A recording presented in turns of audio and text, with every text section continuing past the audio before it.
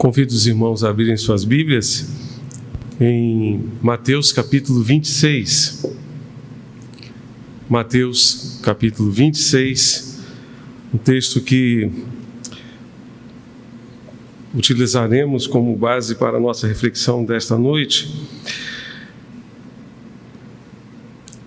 O nosso foco nesta noite será Pedro, apóstolo de Jesus, e aquele momento crucial em que ele nega ter conhecimento de Jesus, nega ter um relacionamento com Jesus.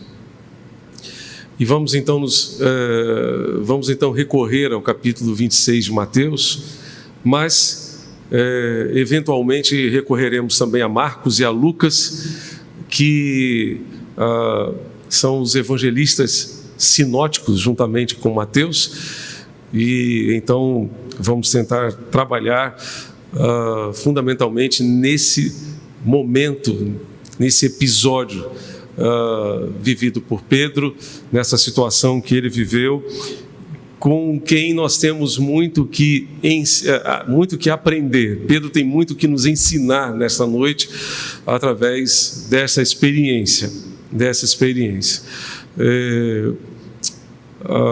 Alguém já disse que os sábios são aqueles que aprendem com os erros dos outros, não precisam cometer os seus próprios. Sábios são aqueles que aprendem com os erros dos outros. Nós temos muito que aprender com o erro de Pedro, com o que o levou a errar e também com o que fez com que ele superasse esse erro.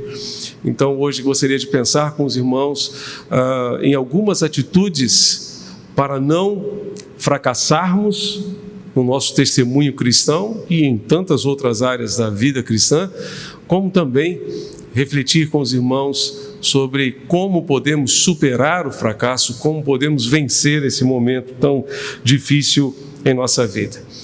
Vá comigo, por favor, a Mateus capítulo 26, versos 69 em diante. Mateus 26, de 69 a 75, diz assim a Escritura Sagrada. Pedro estava sentado fora do pátio. Uma empregada se aproximou e lhe disse: "Você também estava com Jesus, o Galileu?" Mas ele negou diante de todos e disse: "Não sei o que você está dizendo."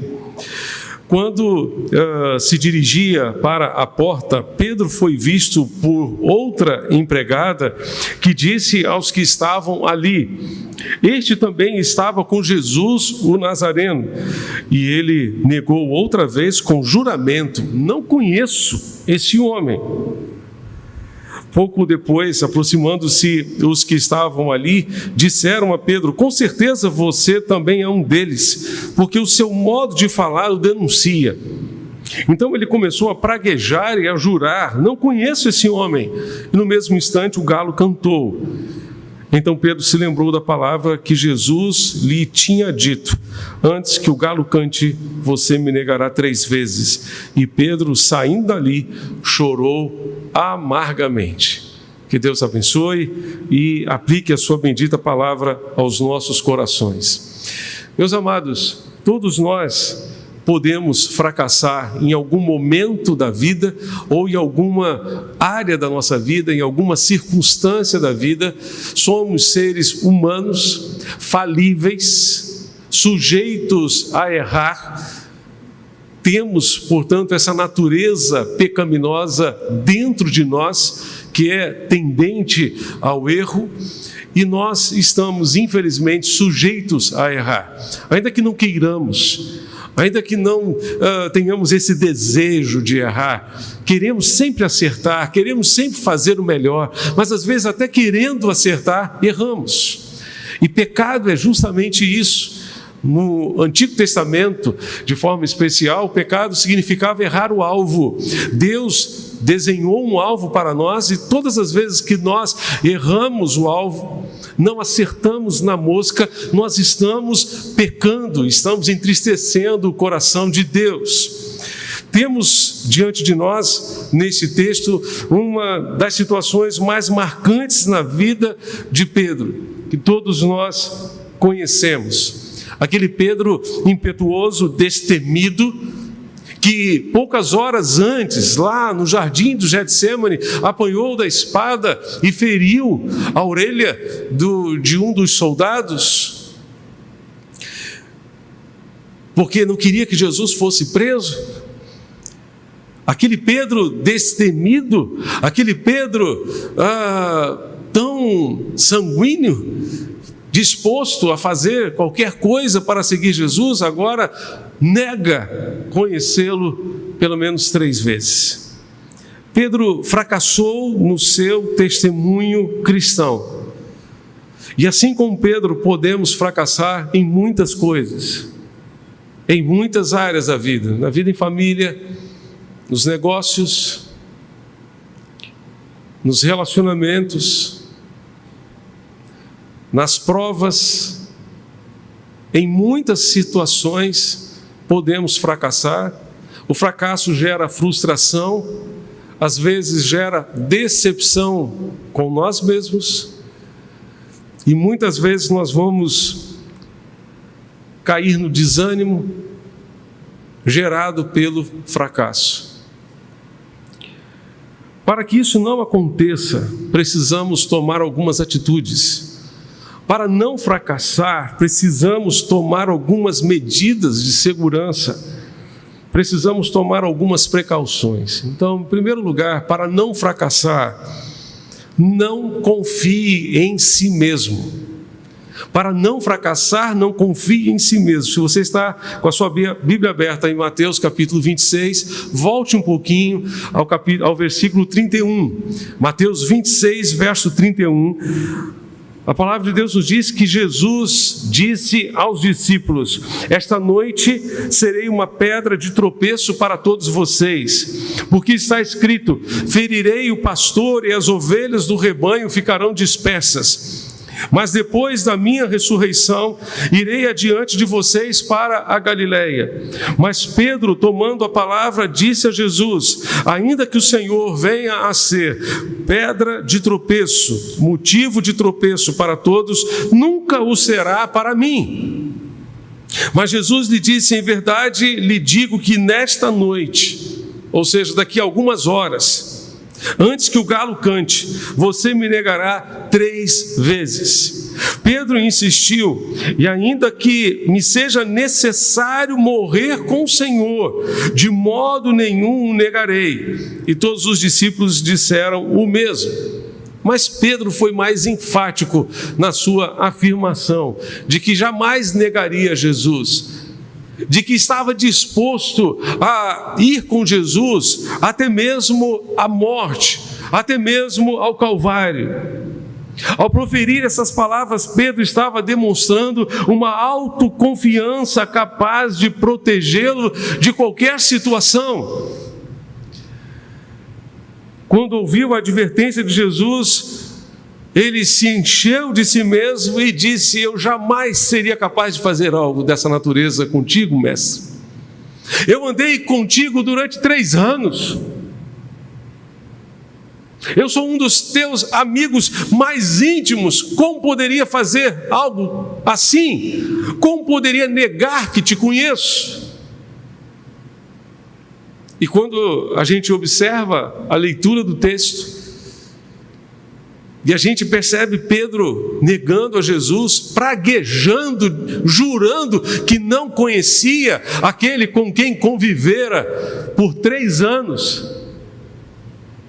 Aquele que junto ao mar da Galileia, quando consertava as redes, ouvira lhe chamar: siga-me, Pedro. Venha atrás de mim, ande comigo. Eu farei de você um pescador de homens, não mais de peixes. Agora encontramos Pedro aqui autoconfiante, achando que jamais poderia falhar, jamais iria fracassar no seu testemunho cristão. Meus amados, nós não podemos confiar em nós mesmos, porque não somos capazes por nós mesmos de confessá-lo. Precisamos do auxílio do Senhor. É Ele quem nos ajuda nas nossas fraquezas. A palavra de Deus nos diz em Provérbios 3, verso 5: confie no Senhor de todo o seu coração e não se apoie no seu próprio entendimento. Uma versão antiga desse texto, ao meio da revista e atualizada, ela traduzia da seguinte forma: confia no Senhor de todo o teu coração e não te estribes no teu próprio entendimento. O verbo estribar significa justamente apoiar. Apoiar. O estribo era aquele acessório que podia ser encontrado em alguns carros, como um Fusquinha, que meu pai teve. Na lateral do carro tinha um estribo e nós podíamos então nos apoiar naquele estribo. Salomão está dizendo: não te estribes, não te apoies no teu próprio entendimento, na tua própria capacidade. Confia no teu Deus, confia no Senhor. Não podemos confiar em nós mesmos, precisamos confiar no Senhor. Precisamos confiar no Senhor. Quantas vezes deixamos que o nosso eu tome um lugar de destaque no nosso coração? Quantas vezes nos julgamos capazes de fazer isso ou aquilo? Entretanto, não podemos confiar em nós mesmos. Em Jeremias capítulo 17, a palavra de Deus nos diz que maldito o homem que confia no homem, incluindo aquele que confia em si mesmo. Aquele que confia na sua própria capacidade. Pedro disse: eu estou pronto para ir contigo aonde tu fores, até a morte. Quando Jesus lhe disse a respeito dessa possibilidade de negá-lo, ele disse: eu estou pronto, eu jamais farei isso. Ao invés de reconhecer a sua fraqueza, Pedro afirmou que estava pronto a perseverar. Não podemos achar que estamos prontos. Precisamos sempre contar com a graça de Deus sobre nós. É Ele quem nos prepara para as lutas e batalhas da vida. E precisamos, na verdade, reconhecer as nossas limitações. E desta forma fazer aquilo que Jesus nos ordena em Mateus 26, 41. Vá comigo a Mateus 26, 41. Você vai encontrar aqui mais uma recomendação da palavra de Deus que poderá nos ajudar a não fracassar. Para não fracassar, obedeça a esta ordem de Jesus, a todas as ordens de Jesus. E aqui em Mateus 26, 41, ele diz: vigiem e orem. Vigiem e orem para que não caiam em tentação. O espírito, na verdade, está pronto, como o espírito de Pedro estava pronto, como havia prontidão no coração de Pedro, mas a carne é fraca. Vigiem e orem. Não podemos nos esquecer que a nossa carne é fraca, ou seja, que temos uma natureza humana pecaminosa, tendente ao erro. Em nós existe a vontade de acertar, mas nem sempre acertamos. Paulo disse: o bem que eu quero fazer não consigo fazer, o mal que eu não quero fazer é aquilo que eu acabo fazendo. Miserável homem que sou! Quem me livrará do corpo desta morte? Jesus pediu que os discípulos vigiassem com ele pelo menos durante 1 hora. Mas Jesus os encontrou dormindo, cochilando. Foi aquele momento de oração que preparou Jesus para tudo aquilo que ele teria que enfrentar adiante em sua vida. Enfrentar a sua prisão, o seu sofrimento, sua tortura, a sua morte, a sua crucificação. Os discípulos também passariam por uma grande tribulação, porque o pastor seria ferido e as ovelhas seriam dispersas. E todas as vezes que o pastor é ferido, as ovelhas são dispersas, o rebanho é disperso. E Jesus, como pastor daquele grupo, sabia que seria ferido. E o seu rebanho seria disperso. Jesus tem encontrado você vigiando ou dormindo? O vigia tem um papel fundamental. Um papel fundamental. ele precisa estar no seu posto de vigia,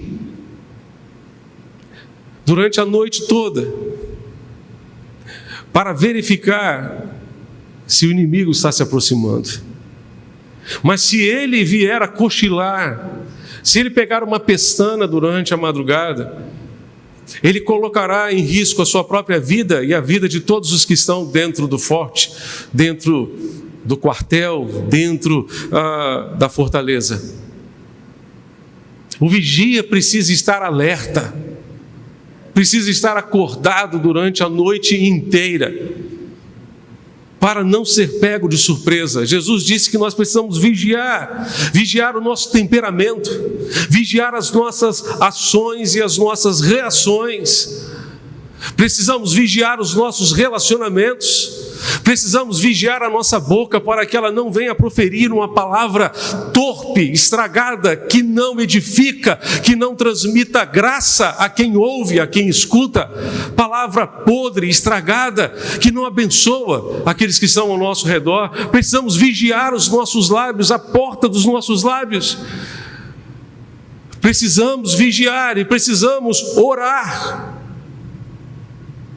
clamar a Deus e buscar ao Senhor continuamente. Jesus disse: vigiem e orem. E orem. Paulo, escrevendo aos Romanos, disse: e digo isto a vocês que conhecem o tempo, já é hora de acordarem, já é hora de despertarem do sono, porque a nossa salvação está agora mais perto do que no princípio cremos. Precisamos acordar, precisamos vigiar, precisamos orar. Se não queremos fracassar, precisamos vigiar, estar alertas, mas precisamos orar. Recentemente estava pregando aqui para a nossa juventude, falando sobre decisão, falando sobre escolhas, e lembrei-me de um pastor que certa vez, já há muito tempo, na capela do Seminário do Sul, disse que quando nós tomamos decisões, nós precisamos de oração, razão e o coração. Oração, razão e o coração. Mas precisamos muito mais da oração. E especialmente quando nós não oramos e agimos apenas com o coração, depois nós vamos orar pedindo a Deus misericórdia, porque o leite já foi derramado, porque já fizemos, porque já tomamos a decisão e agora não tem mais o que fazer a não ser administrar as consequências das nossas escolhas. Mas quando oramos e buscamos a Deus, quando vigiamos e oramos, clamamos a Deus: Senhor, dá-nos direção, dá-nos orientação, mostra-nos aquilo que devemos fazer. Quando dizemos a Deus, como Moisés disse a Deus lá no deserto: Senhor, se tu não fores conosco, nós não vamos sair daqui. Se tu não nos deres um sinal, nós não vamos mover uma palha, nós não vamos dar um passo sequer. Nós queremos ouvir a tua voz, e nós precisamos da tua voz. Isso você somente ouvirá em oração.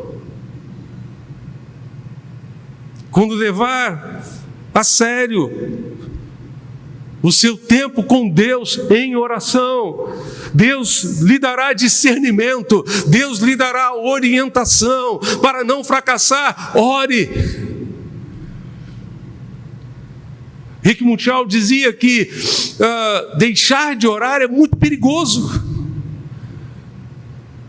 porque simplesmente começamos a fazer as coisas pelo nosso achismo, por aquilo que nós achamos que devemos fazer, pelo nosso achar de que devemos fazer isso, devemos fazer aquilo, e não por consultar a Deus e ouvir a voz de Deus naquilo que devemos fazer.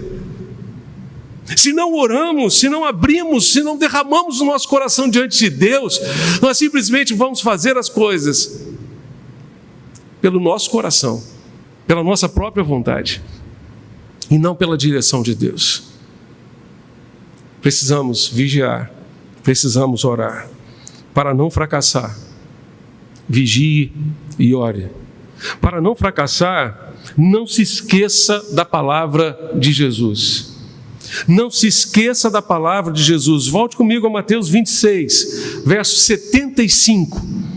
Verso 75 diz que, depois que o galo cantou, Pedro se lembrou da palavra que Jesus lhe tinha dito.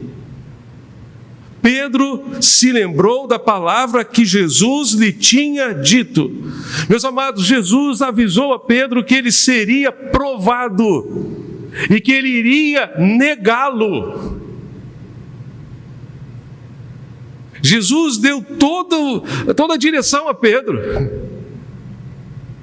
Mas Pedro se esqueceu do aviso de Jesus. Quantas e quantas vezes, meus irmãos, nós também nos esquecemos dos avisos de Jesus. Não atentamos para os avisos. Não atentamos para as advertências. As advertências. Nessas férias nós conhecemos um casal de São Paulo que estava falando que um dos seus filhos esteve em Recife e resolveu ir à praia de Boa Viagem. E o que ele fez? Entrou na praia como se nada de mal poderia acontecer com ele. Foi retirado pelo corpo de bombeiros antes que um tubarão ceifasse a sua vida. E ele disse: eu não vi o aviso, mas tem aviso na praia inteira. Eu não vi o aviso. Tinha um aviso, mas ele não viu o aviso. O aviso está aqui, na palavra de Jesus. O aviso está aqui. Nós não podemos esquecer da palavra de Jesus, dos princípios de Jesus, do direcionamento de Jesus na sua palavra. Não se esqueça dos princípios desta palavra, que precisa ser a nossa única regra de fé e prática. Não se esqueça da palavra de Jesus, não se esqueça das advertências de Jesus. O Senhor vem ao nosso encontro muitas vezes, ministra a sua palavra, compartilha as suas promessas, mas a gente esquece. Infelizmente, em muitas ocasiões, não absorvemos, não apropriamos e não tomamos posse da palavra do Senhor.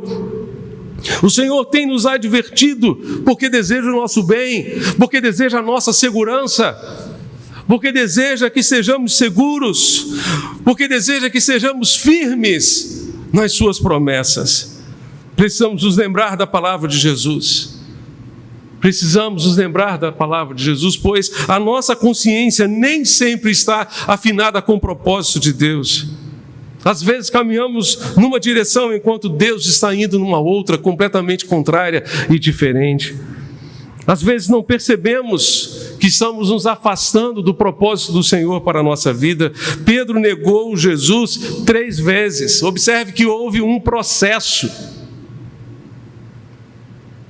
Houve um processo. Ele negou a primeira vez e continuou como se nada tivesse acontecido. Negou a segunda vez e continuou como se nada tivesse acontecido. Negou a terceira vez e só percebeu quando o galo cantou.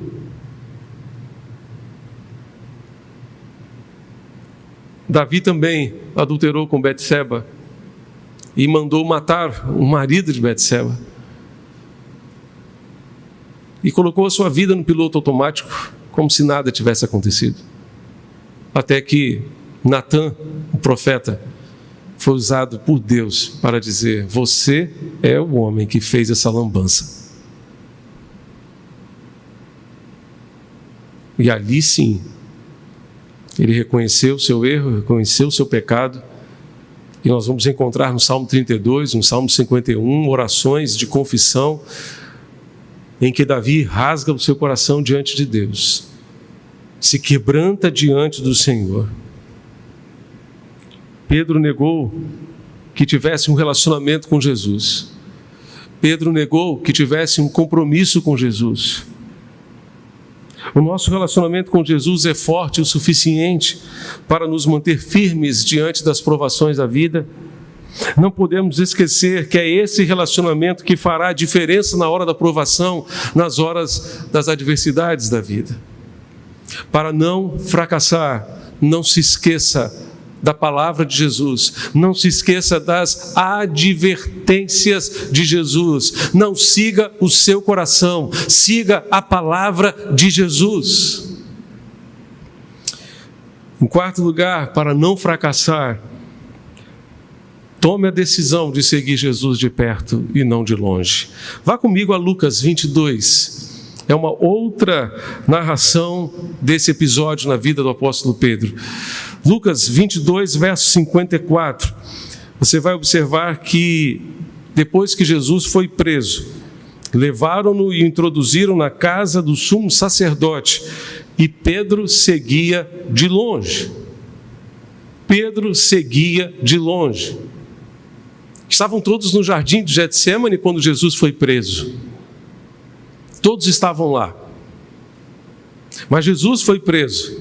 E a partir daquele momento, Pedro passou a segui-lo de longe. De longe. Lucas 22, 54. Não venceremos os desafios deste tempo seguindo o Mestre de longe. Não venceremos os desafios deste tempo seguindo o Mestre de longe, como meros observadores. Meros observadores. Pedro estava nessa condição, ele estava simplesmente caminhando de longe, vendo o que ia acontecer. Não venceremos os desafios deste tempo como meros observadores. Pedro estava vendo o que ia acontecer porque ele não queria se comprometer. Ele não queria que sobrasse para ele alguma consequência do fato de Jesus estar preso. Esse tipo de acompanhamento não faz a menor diferença na vida. Talvez você se lembre de outras pessoas que também seguiram Jesus de longe, como José de Arimateia, aquele que cedeu o seu túmulo para que Jesus fosse sepultado. Como Nicodemos, que foi procurar Jesus de noite, talvez porque não quisesse ser visto pelos judeus da sua época. Como aquele jovem rico que não quis se comprometer com Jesus, abrindo mão de toda a sua fortuna para seguir Jesus. Este tipo de relacionamento com Jesus não faz a menor diferença. O relacionamento de alguém que simplesmente o segue como observador não faz diferença. Vale a pena lembrar que o discípulo é aquele que segue Jesus tão de perto, a ponto de empoeirar os seus pés com a poeira que sai dos pés do seu mestre. O lugar do discípulo é junto do mestre. Se ele está na casa do sumo sacerdote, é lá que ele deve estar. Se ele está no palácio de Herodes, é lá que ele deve estar. Se ele está no palácio de Pilatos, é lá que ele deve estar. O lugar do discípulo é junto do seu mestre, até o ponto em que ele seja crucificado com o mestre e possa dizer, como Paulo disse: já estou crucificado com Cristo e vivo não mais eu, mas Cristo vive em mim. Seguir Jesus de perto é ir onde Ele for. Se Ele for até a cruz, é lá que devemos estar. Se você não quer fracassar, siga Jesus de perto. Não abra mão de estar do lado dEle, em comunhão com Ele, num relacionamento íntimo e profundo com Ele. Não abra mão de estar perto do seu mestre, de caminhar junto dele, com intimidade, tendo um relacionamento profundo e consistente com ele, que dará a você condições de enfrentar os desafios da vida. Portanto, para não fracassar, siga Jesus de perto. Lembre-se da palavra de Jesus. Vigie e ore. Guarde as advertências de Jesus. Guarde a palavra de Jesus. Mas, se em algum momento da sua vida você fracassou ou vier a fracassar, Veja algumas atitudes que você deve tomar. Algumas atitudes. Primeira delas, reconheça as suas falhas e mude de atitude. Ao fracassar, reconheça as suas falhas e mude de atitude. Vá comigo a Lucas 22:61. Voltando ao texto de Lucas, Lucas vai dizer que então o Senhor voltou-se e fixou os olhos em Pedro, e Pedro se lembrou da palavra do Senhor. O Senhor olhou para Pedro. O Senhor olhou para Pedro. No momento em que Pedro negou a Jesus 3 vezes, a terceira vez, naquele momento em que o galo cantou, Pedro olhou para Jesus e Jesus olhou para ele. Eu fico imaginando o olhar de Jesus, fico imaginando aquela cena. Aquela cena. O olhar de Jesus foi marcante. Foi marcante. Fez Pedro lembrar-se daquilo que havia prometido não fazer, mas acabara fazendo. O olhar de Jesus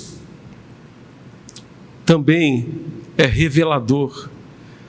Quando olhamos para o Senhor, enxergamos os nossos erros, enxergamos as nossas falhas, enxergamos aquilo que fizemos de errado. Mas o olhar do Senhor é um olhar compassivo. Sim, é um olhar compassivo. Quando o Senhor olha para nós, Ele olha para nos oferecer perdão, para nos oferecer transformação. Pedro, depois de ter olhado para o Senhor, possivelmente tenha sido a última vez que eles se entreolharam. Ele saiu daquele lugar e procurou um espaço para chorar, e chorar amargamente, com todas as suas forças. Podemos até nos desculpar com o Senhor, mas o que Ele espera é que nos arrependamos dos nossos pecados, que mudemos de atitude. Pedro saiu para chorar e a sua vida não foi mais a mesma daquele choro, daquele pranto. Esse mesmo Pedro, tão vacilante a princípio, foi instrumento de Deus para a conversão de milhares de pessoas no início do movimento cristão. Ele chorou, arrependeu-se e mudou de atitude. O seu choro não foi um choro de simples remorso. Remorso nos leva a chorar, mas não muda nada. Quando sentimos remorso, nós choramos, mas continuamos os mesmos depois do choro. Mas quando nos arrependemos, o arrependimento gera mudança de vida, mudança de atitude. E Pedro mudou de atitude. Deus espera que reconheçamos as nossas falhas e mudemos de atitude. De acordo com o texto de Marcos, Marcos diz que Pedro caiu em si e começou a chorar amargamente. Precisamos cair na real, cair em nós mesmos, para reconhecer a nossa realidade diante de Deus. Precisamos fazer uma análise profunda da nossa vida e verificar onde estamos errando. Paulo nos diz em Efésios capítulo 5, vede prudentemente como andais, não como nécios, não como tolos, mas como sábios. Precisamos examinar a nossa vida para verificar onde estamos errando, onde estamos falhando. O filho pródigo lá no chiqueiro, disputando comida com os porcos, caiu em si e disse: quantos empregados do meu pai têm fartura de pão e eu estou aqui disputando comida com os porcos? Vou me levantar e pedir perdão ao meu pai, vou mudar de vida. Mudar de atitude é o desafio maior. Não podemos prescindir da ajuda do Senhor. Não podemos nos esquecer que Ele é o mesmo que está ao nosso lado para nos ajudar nesse processo. Davi, quando se arrependeu do seu pecado, ele disse que a um coração contrito e quebrantado, Deus não desprezará. Salmo 51, verso 17. A um coração contrito e quebrantado, Deus não desprezará. Se você se quebrantar diante de Deus e reconhecer as suas falhas, certamente Ele perdoará os seus pecados e transformará a sua vida.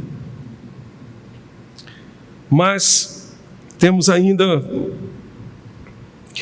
um outro conselho da palavra do Senhor. Ao fracassar, não desista. Ao fracassar, não desista.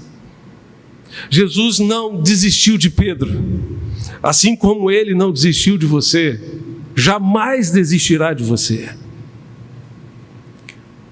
Assim que ressuscitou, Jesus mandou que avisassem aos discípulos e a Pedro. Ele fez uma menção especial a Pedro. Avisem a Pedro que eu estou vivo. E porque eu estou vivo, eu tenho um recomeço para ele.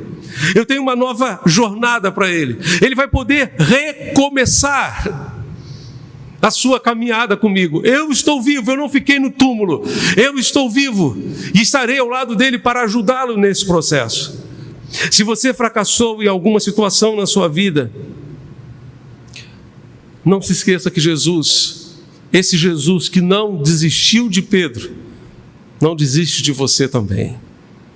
David Jeremias nos dá algumas dicas, alguns conselhos muito importantes nesse processo. Ele diz: aceite o perdão de Deus. Aceite o perdão de Deus. Aplique as lições do fracasso para o êxito. Veja as causas do fracasso. Não fique lidando apenas com consequências. Procure as causas. Procure aquilo que gerou o fracasso para que você não venha a fracassar novamente. Aceite o fracasso como um fato na sua vida. O fracasso é apenas um fato, não é um modo de vida. O fracasso é um acontecimento, não é uma pessoa, não é um indivíduo. É algo que você realiza, não aquilo que você é, não aquilo em que você se transforma. Levante-se do seu fracasso e recomece. Quando Jesus mandou avisar a Pedro, ele estava dizendo: recomece, recomece. E o nosso Deus é o Deus dos recomeços. É o Deus dos recomeços.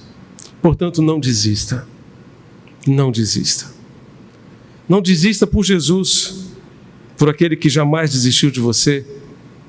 Não desista por conta também do exemplo de tantas pessoas que venceram depois de fracassar tantas vezes. Queria compartilhar com vocês rapidamente a história de um político americano que faliu no seu negócio aos 31 anos de idade. Foi derrotado numa eleição para o legislativo aos 32 anos. Faliu de novo em outro negócio aos 34 anos. Superou a morte da sua namorada aos 35. Teve um colapso nervoso quando estava com 36, perdeu nova eleição com 38 anos, perdeu nas eleições para o Congresso aos 43, 46 e 48 anos, perdeu uma disputa para o Senado com a idade de 55 anos, perdeu outra eleição para o Senado aos 58 anos, mas foi eleito presidente dos Estados Unidos da América aos 60 anos. E esse homem disse: o êxito na vida não se mede pelo que você conquistou, mas sim pelas dificuldades que superou no caminho. Abraham Lincoln, um dos maiores presidentes da história dos Estados Unidos. Não desista. E ainda, ao fracassar, lembre-se que Jesus vem ao nosso encontro em meio ao nosso fracasso. Vá comigo a João capítulo 21. João capítulo 21. Você encontrará aqui o momento em que Jesus restaura Pedro. Jesus restaura Pedro. Porque Jesus nos restaura em nossos fracassos. Ele vem ao nosso encontro em meio ao nosso fracasso. Vá comigo a João capítulo 21, verso 3. No verso 3 ele diz aos seus companheiros: vou pescar. E os outros responderam: nós também vamos com você. Vamos parar aqui rapidamente. Alguns autores dizem que quando Pedro afirmou, vou pescar, ele não estava simplesmente dizendo ou fazendo um convite aos seus amigos para que fossem com ele até a praia para pescar.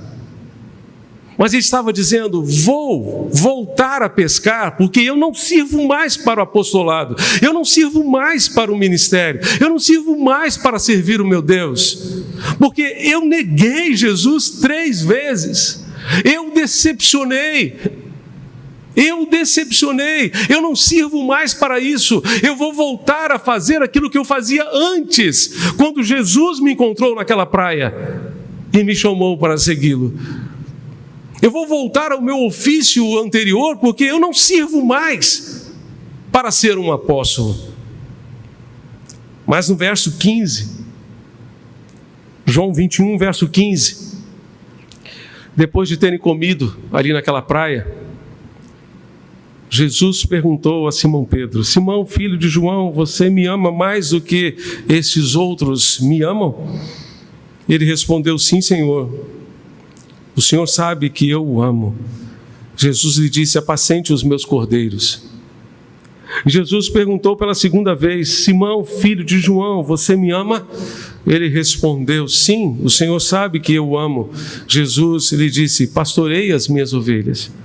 Pela terceira vez, Jesus lhe perguntou: Simão, filho de João, você me ama? Pedro ficou triste por Jesus ter perguntado pela terceira vez: você me ama? E respondeu: o Senhor sabe de todas as coisas, sabe que eu o amo. Jesus lhe disse: apacente as minhas ovelhas. Em verdade lhe digo que quando era mais moço, você se cingia e andava por onde queria, mas quando for velho, estenderá as mãos e outro o cingirá e o levará para onde você não quer ir. Jesus disse isto para significar com que tipo de morte Pedro havia de glorificar a Deus. E depois de falar assim, Jesus acrescentou: siga-me, siga-me. Ali naquela praia, Jesus encontrou-se com Pedro. Os discípulos haviam passado a noite toda pescando. Depois de Pedro ter dito, vou pescar, não pescou nada. Porque é sempre assim quando a gente quer fazer as coisas do nosso jeito. Está tudo errado. Não pescaram nada. Enquanto eles estavam lá loucos para conseguir algum peixe, Jesus já estava com o dele, assando na brasa, lá na praia. Não sei qual era o peixe.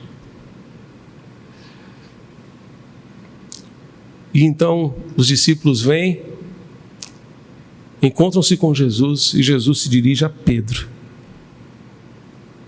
e faz uma pergunta crucial: Pedro, você me ama? Quantas vezes Jesus pergunta a Pedro? 3 vezes. Talvez porque ele tenha negado a Jesus 3 vezes. E agora, por 3 vezes, ele reafirma que amava a Jesus. Porque somente por amor a Jesus é que nós vamos reconhecer as nossas fraquezas e vamos confiar a nossa vida aos seus cuidados. Naquele momento lá atrás, quando Jesus disse a Pedro: Pedro, você vai me negar. Naquele momento, se Pedro tivesse reconhecido a sua fraqueza, ele teria confessado a Jesus. Porque é sempre assim, quando nós reconhecemos a nossa fraqueza, nós confessamos a Jesus como Senhor da nossa vida. Mas quando nós negamos a nossa fraqueza, nós acabamos negando a Jesus, como Pedro fez. Não negue a sua fraqueza, reconheça as suas falhas, reconheça os seus pecados e aceite o tratamento de Jesus. Jesus tratou Pedro, tratou os valores de Pedro, tratou a vida, o coração de Pedro ali naquela praia e restaurou a sua vida e restaurou o seu serviço, restaurou o seu ministério, restaurou a sua oportunidade de segui-lo e de servi-lo e o convidou a segui-lo novamente. a segui-lo novamente. Deus quer restaurar a sua vida. Rick Warren disse que um fracasso pode tornar-se um degrau para o sucesso. Um fracasso pode tornar-se um degrau para o sucesso. Não permita que o seu passado lhe impeça de tomar posse do futuro que Deus tem para você. Sérgio Queiroz disse o seguinte: não deixe que as frustrações do seu passado definam o seu futuro. Não deixe que as frustrações do seu passado definam o seu futuro, porque Deus não deixará que o nosso passado de traumas defina o nosso futuro de sonhos. Portanto, deixe Deus tratar você e levantar você do seu abatimento, do seu fracasso, para recomeçar. Ele tem algo novo para você, e muito melhor do que você jamais poderia ter pensado, sonhado, imaginado. Reconheça as suas fraquezas, arrependa-se dos seus pecados e deixe Jesus fazer a obra que somente Ele pode fazer na sua vida. Vamos orar? Você pode fechar seus olhos nesse momento para falarmos com Deus?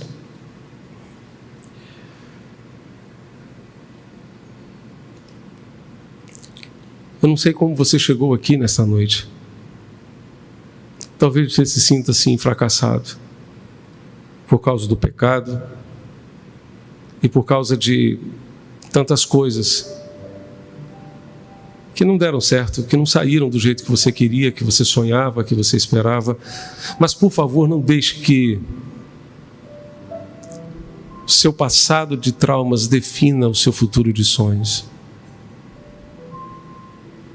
Não permita que o seu passado lhe impeça de tomar posse do futuro que Deus tem para você. Aquele Pedro que achava que tudo estava perdido, que não tinha mais o que fazer a não ser voltar a pescar, ele encontrou Jesus numa praia. E Jesus lhe disse: pastoreie as minhas ovelhas, pastoreie os meus cordeiros. Seja um pastor de gente, de pessoas. Eu vou usar você, Pedro, para edificar a minha igreja, para ser bênção na vida de muita gente.